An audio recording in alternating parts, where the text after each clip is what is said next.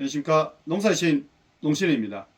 많은 분들이 지금 찬바람이 사사 불고 하면 나도 시골 땅을 하나 사서 귀농이나 귀촌을 해볼까 생각하십니다.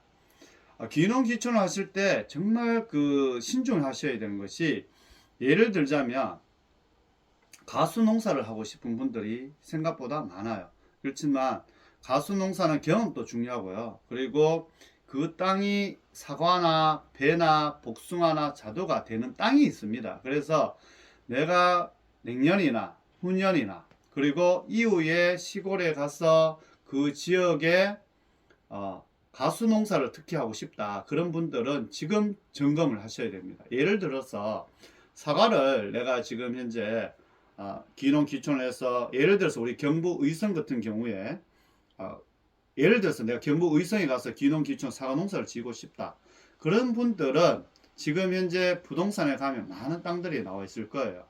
그렇지만 그 땅을 가수원을 소개받아서 먼저 가봅니다.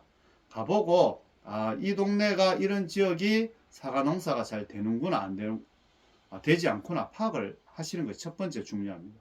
요즘은 우리 의성 같은 지역에도 마을 따라서 농사가 차이가 있습니다. 차이가 있고, 그리고 중요한 것은 지금 이 시기에 가수원에 열매가 있을 시기에 방문을 해 보셔야 수확량이 얼마가 되는 줄 압니다.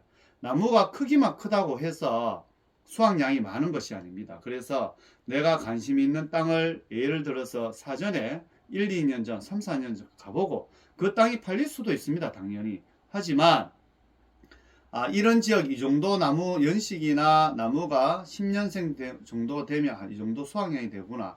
그리고 예를 들어서 내가 내년에 가수 농사나 이후에 하고 싶으면 농사는 이렇게 짓는 견학도 한번 가볼 겸 해서, 그리고 농사는 이렇게 이런 가수원의 사과가 좋구나 눈으로 한번 보시고요. 그리고 마을 단위로 그리고 지역 위치 따라서 여러 군데 견학을 가보시면 이런 땅에서는 사과가 잘 되고 이런 곳은 잘 되지 않구나 스스로가 느낄 수가 있습니다. 그래서 부동산에 우리가 가서 시간을 주말에 투자를 하거나 기름값은 들고 밥값도 들지만, 내가 한번 땅을 사서 시골 땅은 다시 되돌아 팔기가 쉽지가 않습니다. 그래서 특히 가수하시는 분들은 방문을 해 보셔갖고 그 땅이 나왔는 땅이 수확량이 얼마가 되는지 한번 보시고요. 그리고 그 땅이 내가 구입을 하지 않더라도 가수원 있는 지역이 위치가 이런 곳에 되어야 되고,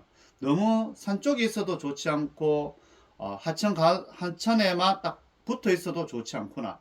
그리고 지금 사과를 봤을 때 이 정도 1000평의 사과를 몇 짝을 딴다고 하는데, 내가 자주 보는 눈이 넓어집니다. 그래서 특히 가수하시는 분들은 올해가 가수 농사 정말 힘든 해예요.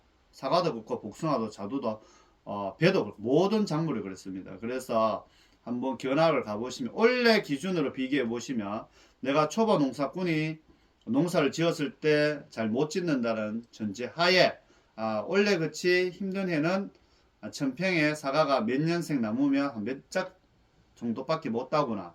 그러면 내가 수익성이 얼마 정도 되겠구나. 이렇게 생각을 할 수가 있기 때문에 실질적으로 좋은 땅, 좋은 가수원을 구입하고 싶으면 지금부터 열매가 달려 있을 때 발품을 파시는 것이 정말 중요합니다.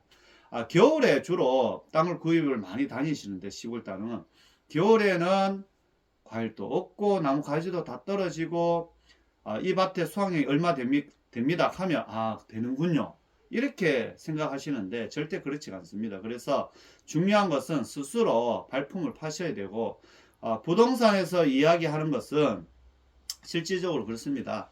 시골 땅은 거래가 많지가 않기 때문에 부동산 이야기 하시는 것은 제가 볼 때는 스스로 판단을 하셔갖고 가격을 생각하시면 됩니다. 그래서 제가 말씀드리는 거예요. 자주 다양한 곳에 견학을 가보고 밭에 가보시면 보는 눈이 생기십니다.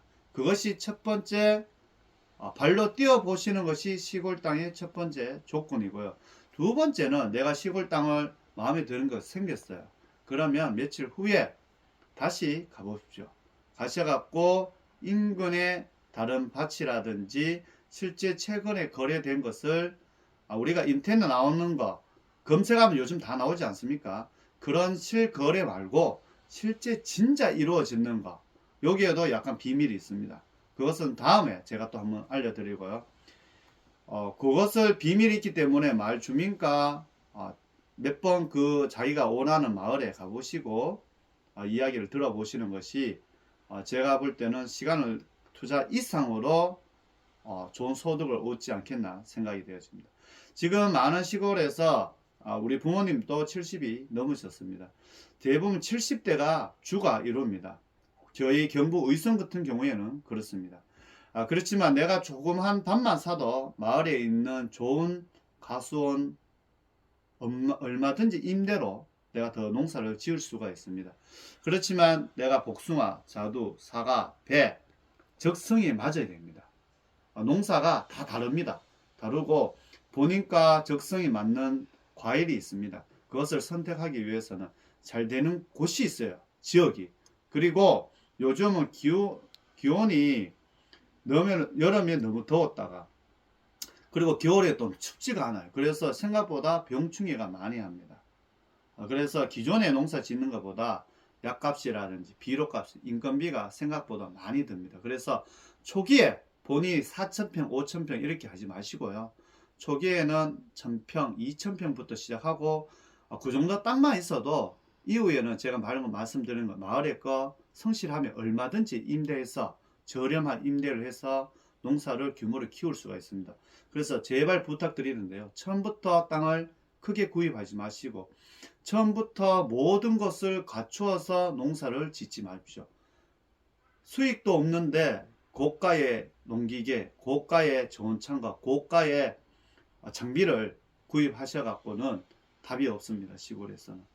시골에서는 아주 좋은 말이 많지만 햇빛과의 전쟁입니다. 햇빛이 잘 견뎌야 됩니다. 그리고 더 최고 중요한 건 제가 판단할 때는 좋은 땅, 저렴한 땅을 구입하는 것도 중요하지만 정말 중요한 것은 판로입니다. 먼저 내가 가수 같은 경우에는 어떻게 팔 것을, 복숭아를 어떻게 팔 것이며 자두도, 사과를, 배를 어떻게 팔 것을 생각하시고 시골에 들어오셔갖고 정착하시는 게 좋다. 한 번 더 말씀드리지만 땅은 신중하게 생각하시고 처음에는 소규모 땅을 해서 점차 늘려가는 방향이 좋을 것 같습니다. 지금까지 농사의 신 농심이었습니다. 감사합니다.